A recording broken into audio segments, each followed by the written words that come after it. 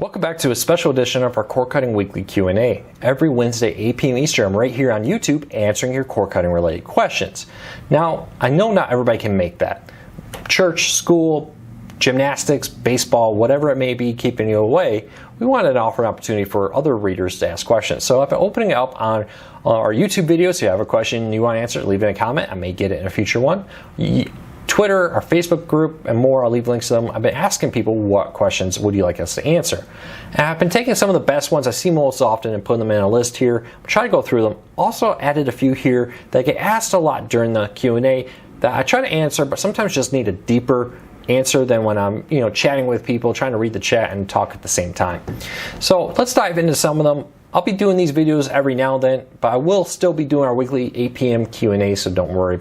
If you're new here, hit that thumbs up, hit that subscribe button, it really helps. Also check us out over at cordcardsnews.com, where we post 6, 7, 8, 9, 10 or more cord cutting stories pretty much every day. So check it out. Let's dive into it. One of the most popular questions I get every week: when will Sling TV add locals? When will they have ABC, Fox, NBC, and more? And it's funny for two reasons. First, Sling TV was one of the very first to add locals, and has since walked away from it, especially in a day and age where PlayStation View, Hulu, DirecTV Now, Fubo, and more, YouTube TV, are all fighting it out for the most locals. So why isn't Sling TV doing this? Well, Sling TV has made a conscious decision to walk away from locals. The president of Sling TV has come out and said, hey, it costs a lot of money to have locals. $16 a month is the projected cost going forward for locals. And when Sling TV is $25, other services with local are $40, they're kind of saying, hey, is it really worth it for us to raise our price, be basically the same price as PlayStation View and DirecTV and Hulu, just to offer locals? Instead, Sling TV said, let's go and be a service for people with antennas, or maybe people who just don't care about locals. And it's not a bad market, because if you think about it, Sling TV can come here and say, hey, cord cutting is about choice. Not every service is going to be for everyone, and we can offer a service that is great for people with antennas. It may not be everybody.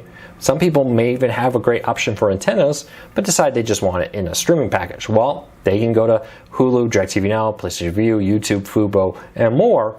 If you really want your locals, that way you can do that. If you want to save money, you want to get that $25, and you have an antenna, but you really want ESPN, you want CNN, you want the Hallmark Channel, you can go and get Sling. And that's kind of what they want to be like. Hey, we want to offer choice. This may not be for everyone, but we're going to skip locals. We're going to promote antennas. They'll even come to your home for an antenna for $99. Pull a link to that down below where you can get that and sign up for it and get them to come install an antenna in or outside your home for an extra cost. And hey, those are the customers we want to target. So don't expect Sling TV to add locals. If they do, expect to pay more. The idea that you're going to get all your locals plus all their other channels they offer for $25 is probably just not going to happen. Now, when it's even from $12 to $16, depending on who you talk to, for all the locals in your area. So there you go. That's why Sling TV doesn't have locals. All right, next up, when will Hulu and DirecTV Now, Hulu Live TV, just to be clear, launch support for Android TV? This is a common one. Why does Android TV have this? Why doesn't Android TV have that?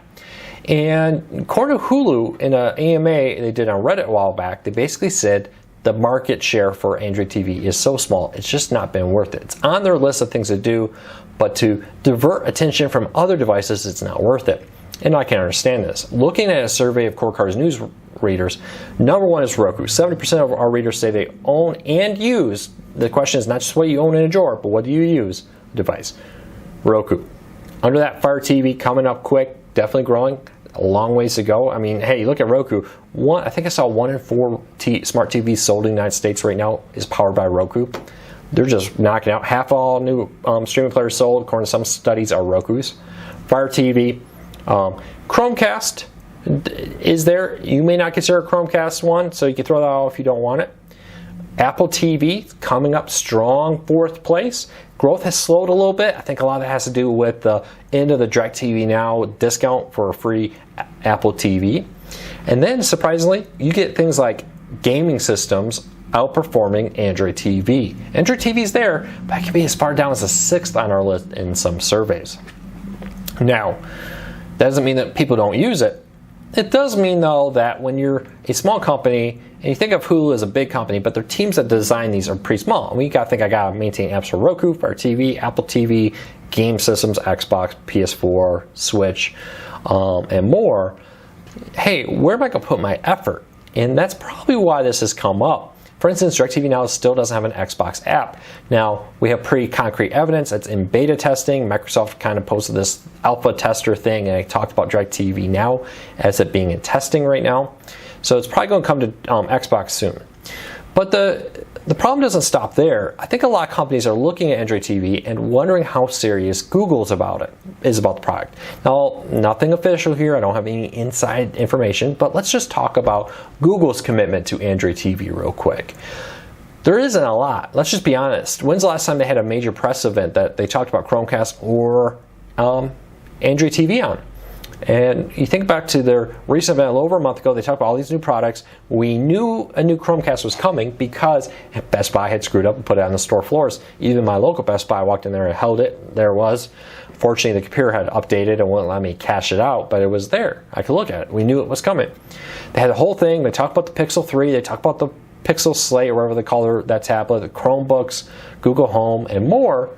And then we get to the end of the event, we're all like, Chromecast, right? New Chromecast, updated this, updated that. Nothing. Event ended. I even had time to post a story like, hey, Google did their event, no Chromecast announced, we don't know what's happening. So we went in and got that, and then a few minutes later, after we post, Murphy's Law, they just kind of quietly dropped a press release, didn't email us, they just updated their store with the new Chromecast. Very low press on it. When a lot of new changes happen over the summer on Android TV, often instead of doing the main event again, there's kind of like a side event where they kind of talk about it. It just doesn't feel like they're very committed to the new Android TV and Chromecast. So I think that's bleeding over to other companies saying, is Google going to pull a Google TV and just like shut it off one day? That would be a shame. It's a nice OS. It's really great. NVIDIA Shield is a very powerful device, kind of pricey. If you don't enjoy gaming, it's kind of very pricey for a pure streaming player, but it's very powerful, very good. So when will they come? It could. The problem is it's kind of a chicken and egg. They have these teams, oh yeah, we would love to see a bigger Android TV before we develop for it, but if apps like Hulu Live and DirecTV Now aren't on it, it does shrink the market share for Android TV. I think Google can fix a lot of this by making a commitment, a public commitment to Android TV going forward. Would probably encourage other people to develop like DirecTV Now and the Hulu Live version, because I know there is a standard Hulu app. So that's probably why many services are kind of glossing over Android TV. It's there, it's kind of not. I don't know, keep it on it. Next up, will Apple, and now throw in Amazon, buy Roku? I always hear this, Apple's going to buy Roku, Apple's going to buy Roku, Amazon's going to buy Roku. And will it happen? Now, this is kind of a personal opinion thing, but I get asked this all the time. Will it happen? I don't see it happening. A few reasons. Roku's doing really well. They have a good cap there. They could easily go up for sale. I could see a lot of people buying them, but why would Apple buy Roku? Roku users are not going to turn to Apple users. Most Roku users buy them because they don't want to pay the price of an Apple. They're not locked into iTunes and so forth. They love the openness of a Roku OS. So why would Apple buy them? Why would Amazon buy them? What benefit does Amazon get owning Roku? That one actually makes a lot more sense a little bit, because I could see Amazon kind of integrating it into the Rokus into their current line of products. I think it'd be a shame, because I do kind of like the three-way race between Apple TV, Roku, and the Fire TV. I could see that happening, but again, Amazon has their own products, they have their own line that's doing well. It's actually gaining market share right now at the expense of things like Apple TV and more. So why go spend billions to buy Roku when you already have pretty much everything that Roku would offer you? You could be buying market share, but then you'd be running into maybe some FCC concerns about Amazon owning both Roku and the Fire TV. Could Roku go up for sale? Yeah, it's very possible. It's a publicly traded company. I could definitely see companies like a Samsung or an LG or the other ones like that taking a great interest in Roku. Heck, even like a TCL, which is in the United States, it's making an impact, but it's a TV manufacturer. Roku's they're kind of the flagship Roku TVs right now, to be honest with you. When Roku demonstrates their content, it's often on a TCL TV. So I wouldn't be surprised if Roku sells. I would also not be surprised if Roku just kind of keeps plucking along. It's majority owned by the creator and the founder and run by it still. And he may just be having all kinds of fun being an engineer, building and tinkering. The company seems to be doing very, very well according to the recent earnings report and stock statements. So I just don't think there's a need for Roku to sell. They're dominating the market. They're dominating smart TVs now. And they're doing it very well. But I could also see very easily a capital firm buying them up, LG, Samsung, and more. I just think it's far less likely. I just don't see what Apple would get from buying them. What would Apple benefit there? Because Apple doesn't do low-end products. And while Roku does have some very nice high-end products, their pricing, the whole purpose of it is to be that under that $100 price point. That's just not Apple's game. It just doesn't line up with Apple. Apple has the Apple TV. They seem very happy with it. And they're doing it. So what benefit would they get? Because Roku users won't go that way. It's just my thoughts. So could they? Yeah. I mean, we've seen crazier things happening in the world of technology and companies buying companies. I just think that would be a major mistake on Apple's part. And I think it would be a mistake on Amazon's part too. And I think they would run into complaints of having too much market share. Because you add in the Fire TV, which in our surveys, when we ask people what they used, not what they own, and you can use more than one device. Often I hear core cutters have multiple ones. 70% say they own and use a Roku. 30% say they own and use a Fire TV.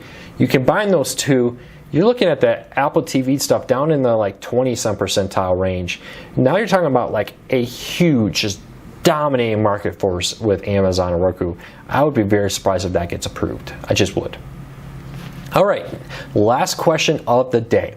How to save money on home internet. I get this all the time. Hey, I want to be a cord cutter, but the cable internet price is kind of high. How do I do it? And there are ways to save money on home internet. It does take a little bit of work. You do need to kind of step it up on your game and do your own footwork to save the best deal. And here's the truth about internet companies.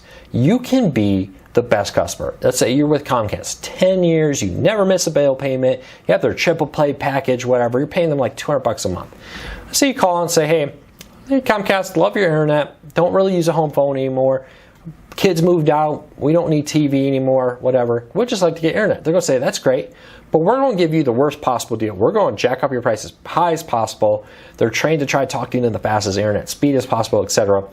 When that brand new guy that comes in the door is going to get a much better deal. Does it sound fair? It really isn't. Let's just be honest, that's not a fair deal, and I understand why people would be upset about that. So what can you do? How can you get the best deal? The truth is, a few things. I would do two things right off the bat to get the best deal on the internet. Shop around before you call your current provider if you're looking to downgrade to internet only. If you have cable, call your local DSL provider. If you're on DSL, call your cable provider. Maybe you live in a lucky area with fiber, one of the areas already has 5G, with more 5G coming out here soon for home internet. Look at it and see what they're charging. So you can know, hey, what's your speed, what's your price? And remember, you don't need crazy fast internet. I would recommend if all you want to do is stream a couple of Netflix streams or watch Sling, 25 down as a minimum is a great option. You can always go higher too. Because if you sign a contract, I hear sometimes people get talked into like business class gigabyte offerings. Gigabyte's great. I actually got that home recently for the purpose of the uploads for the live streams. I wanted the fastest possible upload for the best quality when I'm doing TV interviews and the like. It's fun. It's also pricey. And it's way overkill for streaming. I mean, it doesn't hurt to have it, but streaming Netflix isn't going to take advantage of a gigabyte connection. What you need is about 5 down per HD stream of Netflix, about 25 down per 4K stream. So, am I going to be streaming anything in 4K? Yes, no. If not, hey, 25 down, that's 5 HD streams of Netflix all at once with great quality. So keep that in mind. That is, for most people, more than enough. Now, if you want to say, hey, I want a couple 4K streams, maybe look at like 100 down. Start low, because they will always let you go up. You can always come back to Comcast and say, hey, I'm on your 25 starter, just not cutting it. I'd like to go up to your 50, 60, 100 down, whatever plan is available in your area. I'd like to upgrade to that. They're always going to say, great, we're always willing to take that extra $5 or $10, whatever it is a month from you. But they're very hard to get them to say, go down. They'll say, hey, you signed a contract, and tough luck, kiddo, we're not letting you go down to a slower package. So just keep that in mind. So shop around, know what your prices, the competitors are, try to start off at a lower price. Don't let them talk you into a crazy gigabyte. You can always upgrade to that later if you decide you want it. You know, I know some people are gamers and really want that, but for most people it's not needed. The other part here is, once you know that, call your current provider and say, oh, hey cable company, that's what you're charging me? Well, let me tell you what your competitor in our neighborhood is charging us. More often than not always, they won't match it. I do find every few years when I can't get a good deal, when they just won't give me anything, I switch over to the competitor. It may take an hour on the phone and like an afternoon on a Saturday for them to come swap out the internet. But I find that's how I save a lot of money, because if you every couple years you switch, they'll give you the new customer rate. It's the best possible rate because they want you back. You've been gone 6 months, a year, 2 years. Oh yeah, they'll give you a good deal to get you back because you're not there with them. But if you're a current paying customer who never misses a payment, oh, forget you. We could care less. We just don't care. It's kind of the feeling you get with cable.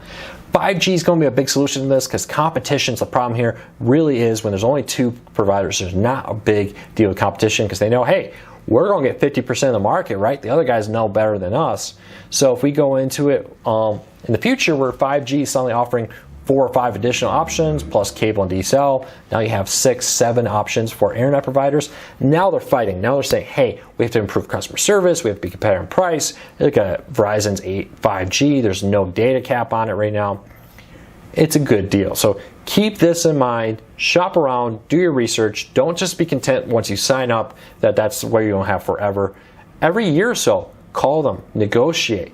Know what the competitors offer. Be willing to switch if they're not giving you a deal that your competitor would. So just keep that in mind. Hey, I hope that helped. I hope this helps you save some money. I hope this helps you access the content you want, where you want it, how you want it overall. But hey, check back later for more Q&As. Every Saturday, of course, we have our weekly recap show. And as always, thank you for your support. I really appreciate it. Hit that thumbs up, hit that like button, hit that subscribe button, ring the notification bell. It really does help us a lot. I'll see you next week right back here for more cord cutting news, tips, tricks, and how-to guides.